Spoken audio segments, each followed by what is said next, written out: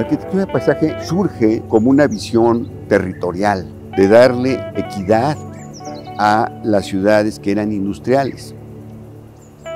Siempre quise ser arquitecto. Yo acompañaba a mi padre a las obras. Me impactó mucho desde niño la cultura, la vida de proyectar, de construir.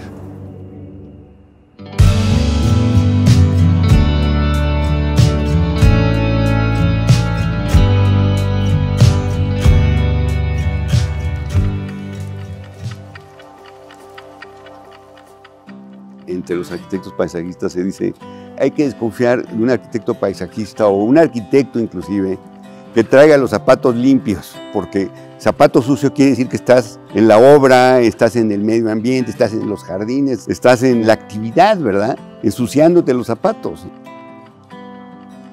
Obvio, entro a la carrera de arquitectura de la UNAM con unos grandes arquitectos del orden de Agustín Hernández, Félix Candela, y con maestros también de urbanismo, por un lado de la vieja escuela, tipo Domingo García Ramos, que trabajó toda su vida con Mario Pani, o gentes que habían ido a estudiar al extranjero. Eran gentes que nos traían las buenas nuevas, pero estaba muy bien contrastado con este otro urbanismo, más de los 50. Yo llegué el primer día de clases y me encontré a un flaquito con cara de niño, con cara como de pajarito, asustado, y era Mario Sheldon. Luego me enteré que le decía a su tía Yeya, su tía favorita, el Chatito, y para mí siempre ha sido el Chatito. Era tímido, sigue siendo tímido, aunque lo esconde, pero era una gente que siempre preguntaba, siempre estaba inquieta. Y eso fue lo que me encantó de él. Y cuando éramos estudiantes, salíamos a ver las obras a las 10 de la noche, ahí en la oscuridad, con lamparitas, pisábamos a veces a los albañiles, íbamos a ver las obras de Augusto Álvarez o de algún otro arquitecto que nos interesaba. Nos hicimos amigos, un grupo, y nos juntábamos a trabajar en las distintas casas. Y Mario era conocido porque lo primero que hacía, llegaba a la cocina, al refrigerador, a ver qué había, se comía una manzana, un plátano o un jamón, y a pesar de eso era muy flaco. Y bueno, una vez satisfecha esa necesidad, empezábamos a platicar, siempre estábamos muy atentos por conocer lo que estaba pasando en la arquitectura. Si un maestro era malo, hacíamos lo imposible por correrlo. Si un maestro era bueno, hacíamos lo imposible por seguir con él. Y la verdad es que así fue una enseñanza fantástica. Y después, bueno, pues decidió irse a estudiar una maestría a Berkeley.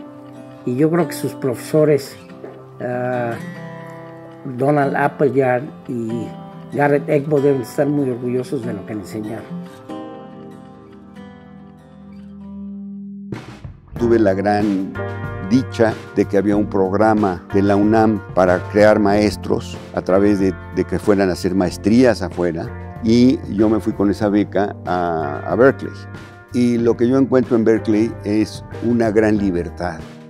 Yo estudié toda la parte de ecología, de forestación, y tomé inclusive clases también de psicología, ¿no? Como psicología ambiental, y aparte encontré maestros extraordinarios como Garrett Egbo, uno de los padres de la arquitectura de paisaje.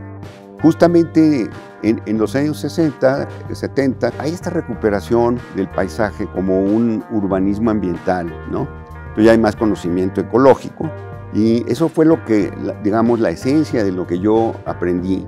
Por un lado, la parte ambiental, la parte ecológica de la ciudad, la parte ecológica del medio ambiente, entender realmente esta suma de lo que forman ecosistemas. Y por otro lado, tuve maestros de la parte social, el derecho del peatón, el derecho a la ciudad, el derecho al sol, el derecho a las vistas, y todo este tipo de teorías se van bajando hacia la profesión, y son las teorías que se están viviendo ahorita. Justamente uno de mis primeros libros que yo leí de paisaje fue de Garrett Egbo, que se llama Landscape for Living, que es decir, cómo el paisaje empieza a transformarse en la época en paisaje público, en diseño urbano. Es un paisaje democrático, porque en los años 20 y 30 el paisaje se convirtió, digamos, en una cosa un poco elitista. Aunque anteriormente el paisaje en Estados Unidos había sido básicamente democrático, ¿no? Desde mediados del siglo XIX, pues se hace Central Park y se hacen los grandes parques nacionales de Estados Unidos, como Parque Yosemite o el de los Sequoias. Todos esos parques se declaran en esas épocas porque se veía como una necesidad social, es decir, una forma de equilibrar a la gente que estaba trabajando en condiciones nefastas, ¿no? Que no tenían dónde recrearse, que estaban en condiciones muy malas de vida, ¿no? Entonces todos esos atributos, esas herramientas a mí me sirvieron, digamos, para regresar a México y empezar a entender de otra forma el hacer las cosas. Hace 11 años que lo conozco, hemos podido compartir muchas pasiones, como la que es el bosque de Chapultepec. Hemos trabajado intensamente por 11 años en la elaboración de 3 diferentes planes maestros. Hicimos todo el proyecto de movilidad de la segunda sección, que fue todo un proyecto donde se rehabilitó todo el circuito de movilidad, se hizo una ciclopista, una pista de correr, iluminación solar, plantamos más de 450 jacarandas. Siempre él ha sido un defensor de cada árbol del bosque de Chapultepec. Entonces los proyectos se van acomodando y se van reorganizando de acuerdo a los árboles, que son los principales integrantes que tenemos en el bosque. Y hemos hecho un proyecto espectacular, que fue el proyecto de la Fuente Xochipilli, que es todo este corredor peatonal de 650 metros. Hicimos igual una plantación específica de todas las jacarandas, de cada árbol, de cómo iba a colocar la jardinería, de cómo se iba a restaurar la Fuente Xochipilli, que es una gran obra de arte que tenemos. Cuando hicimos todo el proyecto del skate park, tuvimos montones de reuniones con todos los chavos patinetos. Se les tomaba en cuenta qué es exactamente lo que querían. Él siempre abierto, siempre con ganas de escuchar qué es lo que el visitante quiere, qué es lo que el visitante espera del bosque de Chapultepec, y no es de las personas que dice yo creo que esto es lo que tiene que venir en el bosque, y siempre con este sentido de mediar. Cuando hablamos de una obra de Mario Shedman, hablas de una reinvención de la ciudad, ¿no? Puede hacer de una refinería una obra amable para los demás. Los espacios públicos, las áreas verdes, los parques, las plazas, los museos que él ha realizado, siempre hay estos elementos, ¿no? Es la historia, digamos que le da voz a la piedra, le da voz al árbol y le da un espacio amable para que las relaciones humanas se den de la manera más armoniosa posible. Bueno, yo estudié en la Facultad de Arquitectura en los años 90. Ahí fue cuando conocí el Parque Tezosomoc. Me impresionó porque tenía montículos, recreó un islote de México Tenochtitlan, y fue una experiencia que realmente a mí me marcó porque yo no conocía un parque diseñado con tanta intención, con tanta claridad. Han pasado muchos años, han pasado muchas administraciones, pero la intención con la que se generó ese espacio realmente me parece muy poderosa. Creo que es uno de los grandes paisajistas de nuestro país. Sí debemos de recordar que de forma pionera está ahí Luis Barragán, pero Mario Shedman lo ha hecho con mayor cuidado, con mayor estudio y además con un gran recuerdo porque él siempre estuvo muy cerca de Barragán. Recibió estas lecciones que son las más importantes, porque él lo que buscó es el valor del sitio. Él no busca algo que sea deslumbrante o que vaya a hacer mucho ruido. Él busca entender el sitio y lograr que ese sitio nos hable de manera muchas veces anónima. En otros casos, tal vez no tanto, como es en el caso de La Mexicana, que es un parque extraordinario, por ejemplo, habiendo pensado que el parque puede tener toda una serie de espacios para comida, para tiendas, y colocar en la parte de abajo un estacionamiento. Eso es fantástico, ¿no? Haber logrado estas cosas con resultados de gran calidad. si entras a un lugar como Palenque, vamos a llamarlo, o vamos a entender que vas a trabajar en Xochimilco, o en Chapultepec, o en el mismo Paquimé, como trabajamos, ¿no? En Casas Grandes. Son lugares patrimonio de la humanidad. En primer lugar, tienen una normativa. En segundo lugar, el trabajo debe ser un trabajo pensando en el precedente, es decir, pensando en que son lugares que han sido ocupados, transformados, desarrollados por generaciones y generaciones y generaciones, ¿no? Básicamente creo que Mario ha venido a instaurar un concepto de infraestructura verde, porque su visión no es hacer un parque de contemplación, sino es todo lo que implica en términos de cómo va a crecer ese parque, porque al contrario a una arquitectura pues, se termina en un año la obra, pero un parque tardan 30, 40 años. Entonces, ¿cómo diseñas para que el parque se vaya viendo bien en cada una de las etapas de crecimiento? Requiere un conocimiento importante.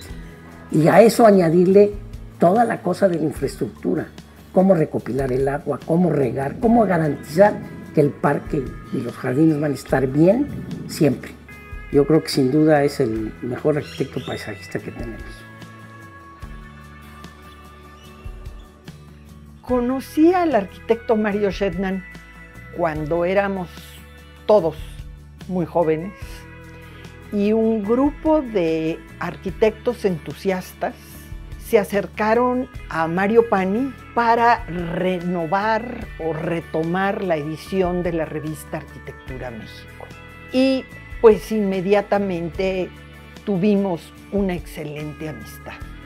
Yo creo que lo importante en él y en algunos otros arquitectos es el hecho de que para ellos hacer arquitectura es una pasión y es un privilegio.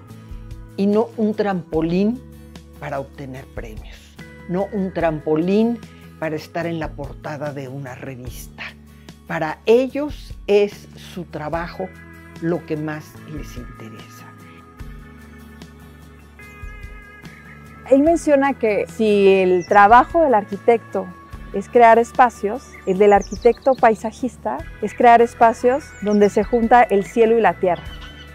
Eso me parece sumamente real, poético. Además, creo que también ha sido un gran abogado del diseño urbano con la naturaleza. Él habla de equidad social, de justicia ambiental a través del diseño de los espacios abiertos públicos. Y es una persona apasionada, muy dedicada y comprometida, humilde, cálida, con disposición de dar más.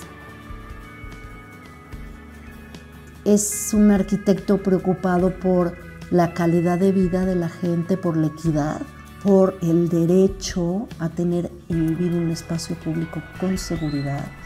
Entonces, ver toda esa integración, naturaleza, arte, sociedad, y hacer un diálogo que se ve hasta niveles mucho más profundos, como una posibilidad de estar conectado con el espíritu de lo que estás viendo o con el propio, ¿no?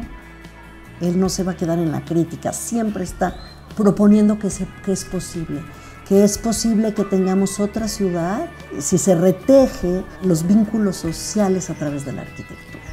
Cuando un arquitecto trata de reconciliar al ser humano con su segunda piel, que es la ciudad, eso es Mario Shedman. A mí me gusta mucho cocinar, desde ir al mercado y inventar cosas. Y entonces Mario disfruta mucho cuando comemos en la casa. Dice que es el mejor restaurante de México. A lo mejor lo dice de mentiras, pero yo se lo tomo a bien. ¿Y qué he podido decir de Mario?